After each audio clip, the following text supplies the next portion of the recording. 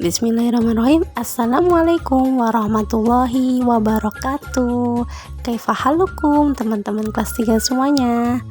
Hari ini kita akan belajar tematik yaitu bahasa Indonesia, belajar wawancara. Teman-teman sebelumnya sudah pernah mendengar ya atau pernah membaca tentang wawancara.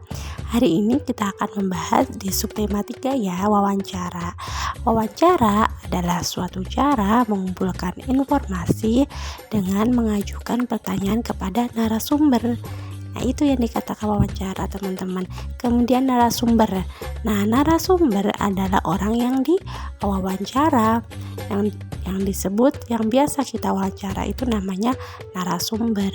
Kemudian pewawancara yaitu orang yang mewawancarai. Nah, itu ya teman-teman yang dikatakan wawancara, narasumber, dan pewawancara. Kemudian, tahap awal untuk melakukan wawancara apa saja? Yang pertama, kita harus menentukan tema. Yang kedua, menentukan narasumber. Yang ketiga, menuliskan daftar pertanyaan berdasarkan tema yang akan kita wawancara. Kemudian menggunakan kata tanya dalam wawancara. Yang pertama, apa? Kemudian siapa? Ketiga, di mana? Keempat, mengapa?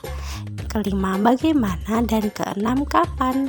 Hal itu harus kita perhatikan dalam mewawancara atau kita bertanya kepada orang.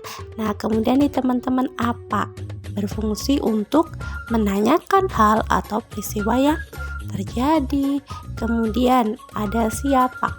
Siapa itu apa? Berfungsi untuk menanyakan orang yang terlibat dalam peristiwa. Yang ketiga, di mana? Berfungsi untuk menanyakan tempat peristiwa terjadi. Kemudian ada kapan. Kapan berfungsi untuk menanyakan waktu peristiwa terjadi. Kemudian yang kelima, mengapa. Mengapa itu berfungsi untuk menanyakan sebab terjadinya peristiwa. Kemudian yang keenam ada bagaimana. Bagaimana itu berfungsi untuk menanyakan cara atau keadaan dalam peristiwa. Kemudian ada berapa. Berapa itu berfungsi untuk menanyakan jumlah. Dan kemudian teman-teman, itulah ya salah satu hal yang harus kita perhatikan untuk mewawancara atau kita sebagai pewawancara. Nah, pertanyaan yang diajukan harus sesuai dengan topik atau tema wawancara. Jadi harus diperhatikan ya teman-teman, harus sesuai. Kemudian kalimat pertanyaan dibuat menggunakan bahasa yang baik dan santun. Kemudian nih teman-teman, sekarang kita lihat nih contoh wawancara antara Santi dengan seorang petani. Topik wawancaranya adalah cara menanam padi. Teman-teman kelas 3 semuanya boleh perhatikan ya. Nah, di sini ada Santi dan seorang petani. Nih Santi, kemudian ada petani ya. Selamat siang Pak, kata Santi. Selamat siang Nak, kata Pak Tani ya. Kemudian, perkenalkan, saya Santi. Bolehkah saya mewawancarai Bapak tentang cara merawat padi? Tentu boleh. Mulai kapan Bapak menjadi petani padi? Saya bertani kurang lebihnya 10 tahun. Kemudian Santi bertanya lagi, di mana Bapak pertama kali bertani Pak? Di desa saya dulu Nak, di Bandung. Jenis padi apa saja yang Bapak tanam? Tak menentu, kadang IR 64, kadang 33, kadang nampan. Bagaimana proses menanam padi Pak? Kata Santi.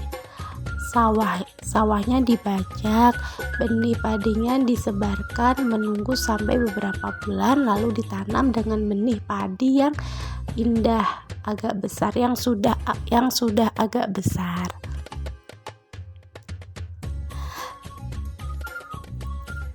Nah, kemudian Santi bertanya lagi nih kepada Pak petani, berapa lama waktu padi bisa panen?